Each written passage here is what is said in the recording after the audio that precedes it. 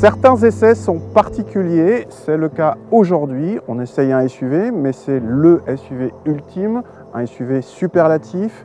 C'est le SUV le plus grand, c'est le SUV le plus luxueux, c'est le SUV le plus cher, c'est le Rolls-Royce Cullinan.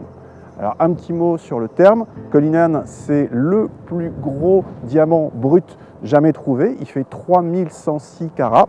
Ce Rolls-Royce Cullinan, il est grand, il est impressionnant, il est majestueux, il fait 5,35 m de long, à comparer au Mercedes GLS qui fait seulement 5,21 m. Mais on s'attendait presque à encore plus parce que figurez-vous que ce Rolls-Royce Cullinan partage sa plateforme avec la Phantom 8 qui frôle les 6 mètres. Donc ça aurait pu être encore nettement plus. Au passage, sur son dossier de presse, Rolls-Royce insiste bien sur le fait que la plateforme n'est partagée avec aucune autre marque et on peut peut-être y voir un petit tacle pour le Bentley Bentayga qui partage sa plateforme avec pas mal d'autres modèles, dont un certain Volkswagen Touareg, peut-être un petit peu roturier.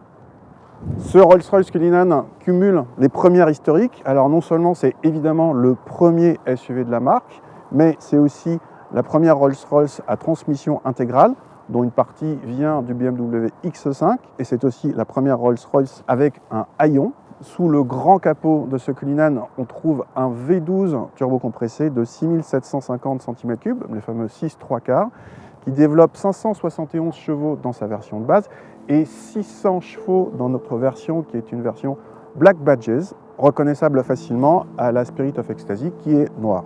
Il y a plein de choses à vous raconter sur ce Cullinan, par exemple qu'il a été fait presque entièrement à la main en 2 jours dans l'usine de Goodwood, ou bien qu'il y a au minimum 9 couches de peinture. Je ne vais pas vous parler de niveau de finition, ce serait déplacé, mais maintenant je vais vous emmener à l'intérieur de ce SUV qui est sans doute le plus luxueux du monde en ouvrant les portes antagonistes, une tradition Rolls-Royce. Nous voici donc dans l'un des habitacles les plus raffinés du marché et commençons par signaler que les portes très larges permettent un accès facile. La découverte de la planche de bord est presque une surprise, il n'y a pas d'effet waouh, rien de bien extraordinaire visuellement.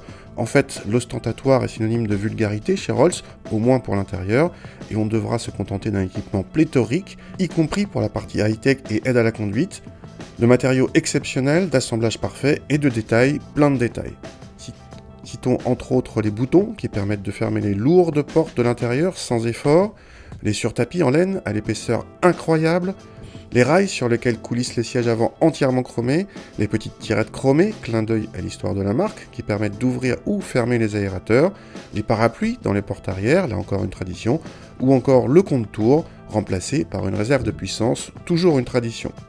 On reconnaît quand même le système multimédia en provenance de BMW et on s'étonne du combiné d'instruments entièrement numériques mais absolument pas personnalisables. De même, l'horloge analogique est trop loin du conducteur. Au centre, le bouton off-road est spécifique au Cullinan et dans les menus se trouve une commande typique de la marque, de quoi escamoter la Spirit of Ecstasy. Les inserts en carbone sont spécifiques à cette version Black Badges, mais vous pouvez bien sûr les changer à la commande. Le bouton Low rend la voiture un peu plus ferme, une sorte de bouton sport qui ne dit pas son nom, car ce Cullinan, malgré ses 600 chevaux, n'a aucune velléité sportive. Les places arrière sont traditionnellement des places de choix chez Rolls, c'est toujours le cas ici, avec une très belle habitabilité et une banquette au confort bien supérieur à votre canapé. Il est possible à la commande d'échanger cette banquette contre 2 sièges individuels séparés par une console pouvant par exemple contenir un minibar.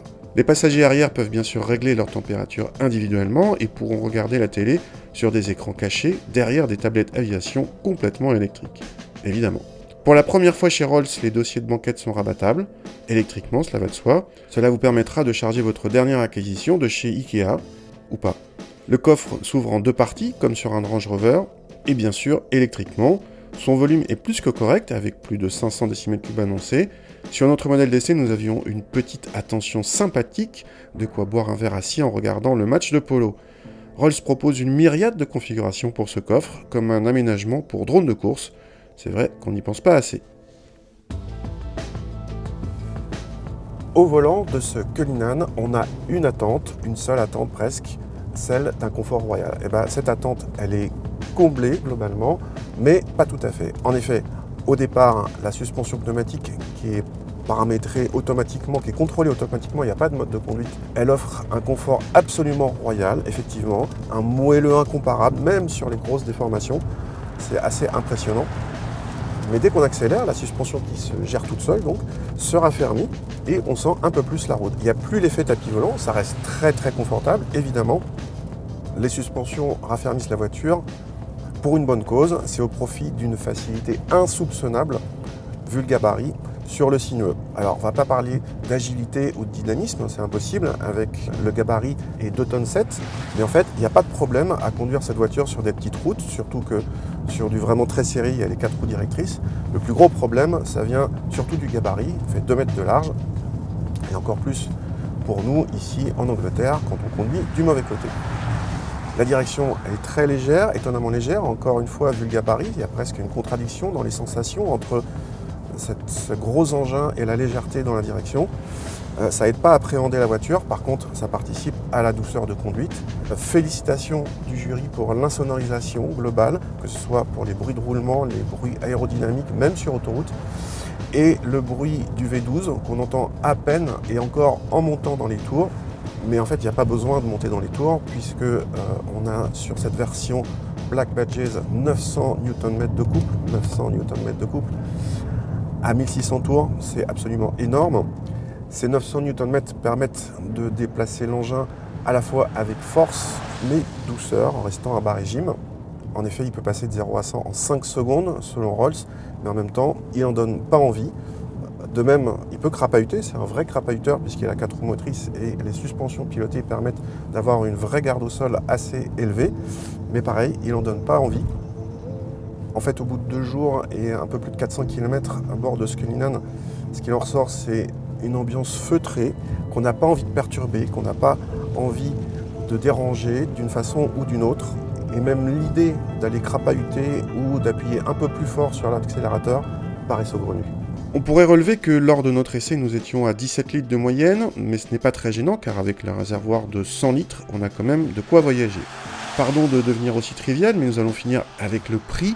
Un Cullinan Black Badges atteint 358 000 € hors option, mais vous ne pouvez pas prendre un Cullinan nu. Vous irez forcément dans un salon avec un vendeur prendre une coupe de champagne et choisir les couleurs, les matières extérieures et intérieures, sans parler des commandes spéciales, car il est impossible que vous arrêtiez un jour à un feu rouge et que le Cullinan à côté de vous soit identique. Ainsi donc, notre modèle d'essai montait à 425 000 €, option comprise. À ce niveau de prix, il n'y a pas de concurrence directe, et c'est donc avec un mélange de regret et de soulagement que nous avons rendu notre Cullinan.